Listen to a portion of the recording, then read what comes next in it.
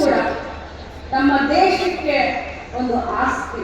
ನೀವೆಲ್ಲರೂ ಕೂಡ ನಮ್ಮ ಸರ್ಕಾರಕ್ಕೆ, ಯಾಕಂದ್ರೆ ಸರ್ಕಾರಕ್ಕೆ ಸಮಾನಾಂತರವಾಗಿ ಸಮಾಜಮುಖಿಯಾದಂತಹ ಕಾರ್ಯವನ್ನ ಮಾಡ್ತಾ ಇದ್ದೀರಲ್ಲ, ನಿಮ್ಮ ಕಾರ್ಯಕ್ಕೆ ಯಾವತ್ತೂ ಕೂಡ ಬೆಲೆ ಕಟ್ಟಲಿಕ್ಕೆ ಸಾಧ್ಯವಿಲ್ಲ. ಯಾಕಂತಂದ್ರೆ ನಿಸ್ವಾರ್ಥತೆಯಿಂದ ಸಮಾಜಮುಖಿಯಾದಂತಹ ಕೆಲಸಗಳನ್ನ ಮಾಡುವಂತ ಇಂಥ ಗುರುಗಳು ಇರೋದ್ರಿಂದಲೇ ಇವತ್ತು ನಮ್ಮ ಭಾರತ ದೇಶ ಸಮೃದ್ಧಿಯಿಂದ ಸಾಗ್ತಾ ಇದೆ, ವಿಶ್ವದಲ್ಲಿ ಪ್ರಖ್ಯಾತಿಯನ್ನು ಹೊಂದ್ತಾ ಇದೆ. ಇದು ಒಂದು ಪುಣ್ಯ ಭೂಮಿ. ಇಂಥ ಮಹಾನ್ ಸಂತ ಶ್ರೇಷ್ಠರು ಈ ಭೂಮಿಯನ್ನ ಇಷ್ಟೊಂದು ಶ್ರೇಷ್ಠ ಮಾಡಿದ್ದಾರೆ ಅಂತ ಹೇಳಲಿಕ್ಕೆ ನಾನು ಬಯಸ್ತೇನೆ. ಬಂಧುಗಳೇ, ಧರ್ಮದ ಬಗ್ಗೆ ಮಾತನಾಡಬೇಕು ಅಂತಂದ್ರೆ, ನಾನು ಇಲ್ಲಿ ಬಂದಾಗ ನಮ್ಮ ಮೌಲಾನಾಜಿಯವರು ಮಾತನಾಡ್ತಾ ಇದ್ರು. ಇಬ್ರಾಹಿಂ ಸಾಹೇಬ್ ಕೂಡ ಇದ್ದಾರೆ ಕಾರ್ಯಕ್ರಮದಲ್ಲಿ. ಮೌಲಾನಾಜಿ ಮಾತಾಡ್ತಾ ಇದ್ರು. ನಾನು ಆಶ್ಚರ್ಯ, ನಾನು ಪುಳಕಿತನಾಗಿ ಅವ್ರ ಭಾಷಣ ಕೇಳ್ತಾ ಇದ್ದೆ.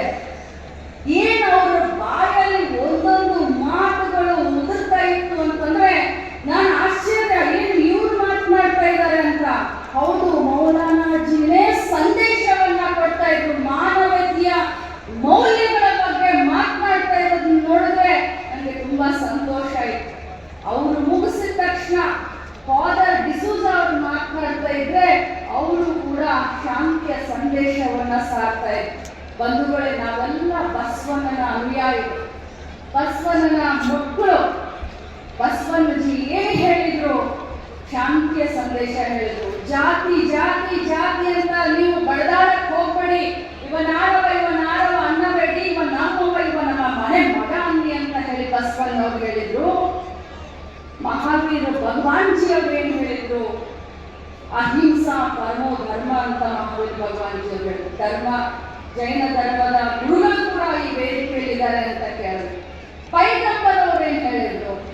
ಪೈಗಂಬರ್ ಅವರು ಕೂಡ ಶಾಂತಿಯನ್ನ ಸಾರುವಂತ ಸಂದೇಶವನ್ನ ಕೊಟ್ಟರು. ಇಲ್ಲಿ ಯೇಸು ಕ್ರಿಸ್ತ ಏನ್ ಹೇಳಿದ್ರು? ಶಾಂತಿಯ ದೂತ ಅಂತ ಹೇಳಿದ್ರು. ಯೇಸು ಕ್ರಿಸ್ತ ಈ ಒಂದು ಜಗತ್ತಿಗೆ ಒಳ್ಳೆಯದಾಗಲಿ ಅಂತ ಹೇಳಿ ತಾನು ಸಿಲುಬೆಗೆ ಏರಿದ್ರು ಕೂಡ ತನ್ನನ್ನ ಸಿಲುಬೆಗೆ ಏರಿಸಿದಂತವ್ರನ್ನ ದೇವರೇ ನೀನು ಅವ್ರನ್ನ ಕ್ಷಮಿಸಿ ಬಿಡು ಅಂತ ಹೇಳುವಂತ ಒಂದು ಸಂದೇಶವನ್ನ ಯೇಸು ಕ್ರಿಸ್ತ ಕೊಟ್ಟ. ಇದೇ ಸಂದೇಶವನ್ನ ಮಹಾತ್ಮ ಗಾಂಧೀಜಿ, ಇದೇ ಸಂದೇಶವನ್ನ ಅಂಬೇಡ್ಕರ್ ಅವರು, ಎಲ್ಲ ಮಹಾನ್ ಪುರುಷರು, ನಮ್ಮ ಶಿವಮೂರ್ತಿ ಶಿವಾಚಾರ್ಯ ಮಹಾಸ್ವಾಮೀಜಿಗಳಿರ್ಬೋದು, ವಿದೇಶಾನಂದ ಸರಸ್ವತಿ ಮಹಾಸ್ವಾಮೀಜಿಗಳಿರ್ಬೋದು, ನಮ್ಮ ನಾಡಿನ ಎಲ್ಲ ಮಠಾಧೀಶರಿರ್ಬೋದು, ಬೇರೆ ಬೇರೆ ಜಾತಿಯ ಗುರುಗಳಿರಬಹುದು, ಧರ್ಮದ ಗುರುಗಳಿರಬಹುದು, ಇವೆಲ್ಲ ಸಾರುವುದು ಒಂದೇ,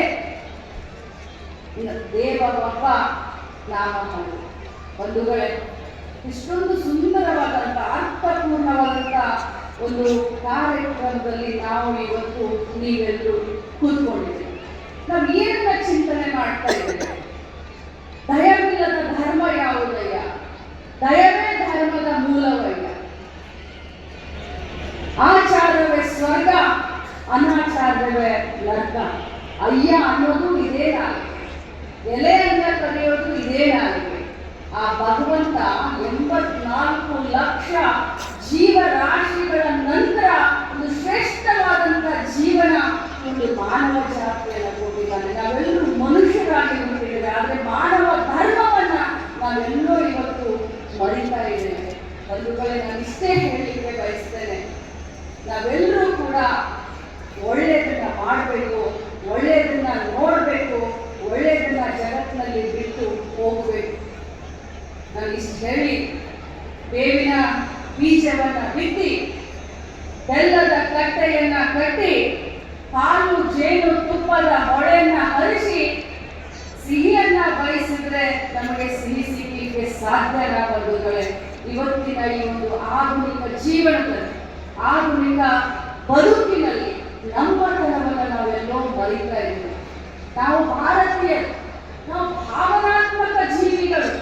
ನಾವು ಕಲ್ಲನ್ನ ಪೂಜೆ ಮಾಡ್ತೀವಿ, ನಾವು ಮಣ್ಣನ್ನ ಪೂಜೆ ಮಾಡ್ತೀವಿ, ನಾವು ಅಗ್ನಿಯನ್ನ ಪೂಜೆ ಮಾಡ್ತೀವಿ, ನಾವು ವಾಯುವನ್ನ ಪೂಜೆ ಮಾಡ್ತೀವಿ, ಒಂದು ಗಿಡವನ್ನ ಪೂಜೆ ಮಾಡ್ತೀವಿ, ಒಂದು ನೀರನ್ನ ಪೂಜೆ ಮಾಡ್ತೀವಿ. ಆದ್ರೆ ಮನುಷ್ಯನ ದ್ವೇಷ ಮಾಡೋದನ್ನ ನಾವು ಯಾವತ್ತು ಬಿಡ್ತೀವಿ, ಅವತ್ತು ನಮ್ಮ ಭಾರತ ದೇಶದ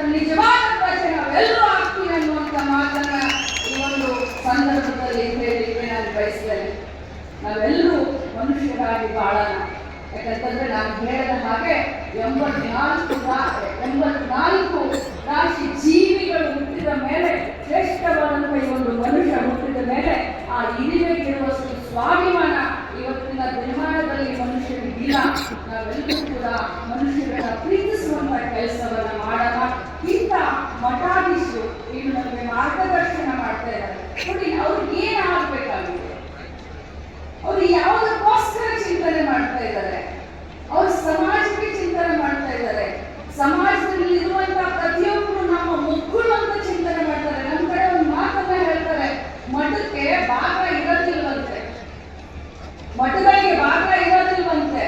ಯಾರು ಬಂದ್ರು ಕೂಡ ಬನ್ನಿ, ಯಾರು ಹೋದ್ರು ಕೂಡ ಹೋಗಿ, 24 ಗಂಟೆ ಮಠಗಳ ಬಾಗಿಲು ಓಪನ್ ಆಗಿರ್ತವಂತೆ. ಇಂಥ ಒಂದು ಪುಣ್ಯದ ಪುರುಷರ ಒಂದು ಅಧೀನದಲ್ಲಿ ಮಾರ್ಗದರ್ಶನದಲ್ಲಿ ನಾವು ಬೆಳೆಯೋಣ. ನಮ್ಮ ಮಕ್ಕಳಿಗೆ ಒಳ್ಳೆಯ ಸಂಸ್ಕೃತಿಯನ್ನ, ಒಳ್ಳೆಯ ಚಿಂತನೆಯನ್ನ ನಮ್ಮ ಮಕ್ಕಳಿಗೆ ನಾವು ಹಾಕೋಣ. ಯಾಕಂತಂದ್ರೆ ನಮ್ಮ ಮಕ್ಕಳೇ ನಾಳೆ ನಮ್ಮ ಭವಿಷ್ಯವನ್ನ, ನಮ್ಮ ದೇಶದ ಭವಿಷ್ಯವನ್ನ ರೂಪಿಸುವಂತ, ನಮ್ಮ ದೇಶವನ್ನ ಪೂಜಿಸುವಂತ, ಪ್ರೀತಿಸುವಂತ ಪ್ರಜೆಗಳಾಗಬೇಕು ಅಂತಂದ್ರೆ ನಾವು ನಮ್ಮ ಮಕ್ಕಳಿಗೆ ಮನೆಯ ಮೊದಲ ಪಾಠಶಾಲೆ ಅನ್ನೋ ಹಾಗೆ ಗುರುಗಳ ಮಾರ್ಗದರ್ಶನವನ್ನ ನಮ್ಮ ಮಕ್ಕಳಿಗೆ ಕಲಿಸೋಣ. ನಮ್ಮ ಸಂಸ್ಕೃತಿಯನ್ನ ಉಳಿಸುವಂತ, ಬೆಳೆಸುವಂತ ಜವಾಬ್ದಾರಿಯನ್ನ ನಾವು ಇಲ್ಲಿಂದ ಮುಂದೆ ತೆಗೆದುಕೊಂಡು ಹೋಗೋಣ ಅಂತ ಹೇಳ್ತಾ, ಇವತ್ತು ಬಹಳಷ್ಟು ನಾನು ಪುಳಕಿತರ ಇಲ್ಲಿ ಇರುವಂತ ಎಲ್ಲ ಧರ್ಮಗುರುಗಳು ಬಂದಿದ್ದಾರೆ. ನಿಜವಾಗ್ಲೂ ಅಪ್ಪಾಜಿ ನನಗೆ ಬಹಳ ಹೆಮ್ಮೆ ಅನಿಸ್ತಾ ಇದೆ. ನಾನು ಮೊದಲನೇ ಬಾರಿಗೆ ಈ ಕಾರ್ಯಕ್ರಮದಲ್ಲಿ ನಾನು ಭಾಗವಹಿಸಿದ್ದೀನಿ. ನನಗೆ ಹೆಮ್ಮೆ. ನಾನು ವೀರಶೈವ ಲಿಂಗಾಯತ ಸಮಾಜದ ಒಬ್ಬ ಹೆಣ್ಣುಮಗಳು, ಬರೈತನ ಮಗಳು, ಬರೈತನ ಹೆಂಡತಿ, ಇವತ್ತು ಒಬ್ಬ ಮಹಿಳೆ ಮಂತ್ರಿಯಾಗಿ ಕೆಲಸ ಮಾಡ್ತಾ ಇದ್ದೀನಿ ಅಂತಂದ್ರೆ ನಿಮ್ಮಂತ ಎಲ್ಲ ಮಠಾಧೀಶರ ಮಾರ್ಗದರ್ಶನ, ಆಶೀರ್ವಾದ ಅಂತ ಹೇಳಲಿಕ್ಕೆ ಬಹಳ ಹೆಮ್ಮೆ ಅನಿಸುತ್ತೆ. ನೀವು 1ನೇ ತಾರೀಕಿಗೆ ನನಗೆ ಬರಬೇಕು ಅಂತ ಹೇಳಿದ್ರಿ, ಆದ್ರೆ ನಾನು 1ನೇ ತಾರೀಕಿಗೆ ಬರಕ್ಕಾಗುತ್ತೋ ಇಲ್ಲೋ, ಇವತ್ತನೇ ಬರೋಣ ಅಂತ ಬಂದ ಮೇಲೆ ನನಗೆ ಈ ಒಂದು ಕಾರ್ಯಕ್ರಮದ ಅರ್ಥ, ಈ ಕಾರ್ಯಕ್ರಮ ಶ್ರೀಮಂತಿಕೆ ನಿಜವಾಗ್ಲೂ ನನಗೆ ಬಹಳಷ್ಟು ಖುಷಿಯಾಗಿದೆ ಅಪ್ಪಾಜಿ. ಅಭಿಮಾನದಿಂದ ತಮ್ಮ ಪಾದಗಳಿಗೆ ಇನ್ನೊಮ್ಮೆ ಶ್ರೀ ಶಾಸನ ನಮಸ್ಕಾರಗಳನ್ನ ಮಾಡ್ತಾ, ಬಹುಶಃ ಆಯೋಜಕರು 15 ನಿಮಿಷ ಟೈಮ್ ಕೊಟ್ಟಿದ್ರು, 8-9 ನಿಮಿಷದಲ್ಲಿ ನನ್ನ ಭಾಷಣಗಳನ್ನ ಮುಗಿಸಿದ್ದೇನೆ. ಎಲ್ಲ ಸಮಾಜದ ಬಂಧು ಬಾಂಧವರಿಗೆ ಶುಭವನ್ನ ಹಾರೈಸಿ ನನ್ನ ಮಾತಿಗೆ ವಿರಾಮವನ್ನು ಹೇಳ್ತೀನಿ. ಎಲ್ಲರಿಗೂ ಒಳ್ಳೆಯದಾಗಲಿ. ನಮಸ್ಕಾರ. ಹೆಚ್ಚಿನ ವಿಡಿಯೋಗಳಿಗೆ ಪ್ರತಿಧ್ವನಿ ಯೂಟ್ಯೂಬ್ ಚಾನೆಲ್ ಸಬ್ಸ್ಕ್ರೈಬ್ ಮಾಡಿ, ಬೆಲ್ ಐಕಾನ್ ಕ್ಲಿಕ್ ಮಾಡಿ.